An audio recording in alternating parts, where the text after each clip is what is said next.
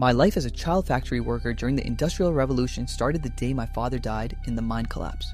I was 7. By 8, my small fingers were bleeding from cotton threads in the spinning mill, 14 hours a day, no breaks. The noise was so loud I stopped hearing it. My ears just buzzed constantly, even in the silence of our one-room cellar home. The worst part wasn't the pain. It was watching other kids lose fingers to the machinery. Sarah, who sat next to me, got her hand caught in the spinning frame. The screaming stopped when she fainted. She never came back.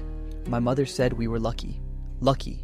My lungs filled with lint until I coughed blood into my apron. My spine curved from hunching over looms 12 hours daily. At night, I was too exhausted to feel my own body. When I turned 12, the factory owner said I was too tall for the small spaces. He laid me off. That's when everything changed.